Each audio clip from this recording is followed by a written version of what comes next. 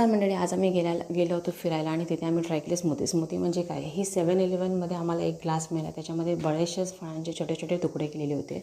त्यानंतर हा ग्लास तुम्हाला ब्लेंडिंग मशीनमध्ये टाकायचा होता आणि त्यानंतर त्याच्यातून एक पेस्ट येते, त्याला म्हणतात स्मूथी. सो आम्ही घेतलं होतं एक वॉटरमेलन आणि ब्लूबेरीचा ग्लास.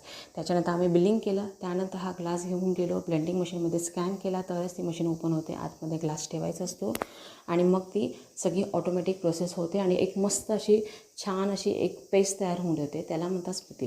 सो मला ह्या व्हिडिओ बनवण्यामागचं कारण हेच आहे की बऱ्याच वेळा असे व्हिडिओ मीही सोशल मीडिया यूट्यूबला बघितलेले आहेत की खरंच जपानचे लोक 2050 आयुष्य जगत आहेत आणि हा व्हिडिओ असायचा. सो आज हे मी अनुभवलं तर मी एकच गोष्ट सांगू शकते की सोशल मीडियावरती जे दाखवतात किंवा यूट्यूबला जे दाखवतात ते अगदी जपानच्या बाबतीत खोटं नाही आहे. ते जशाच्या तसंच आहे, अगदी 100% खरं आहे आणि खरंच असं म्हणावं लागेल की हे लोक 2050 आयुष्य जगतात. सो व्हिडिओला लाईक करा आणि माझ्या चॅनेलला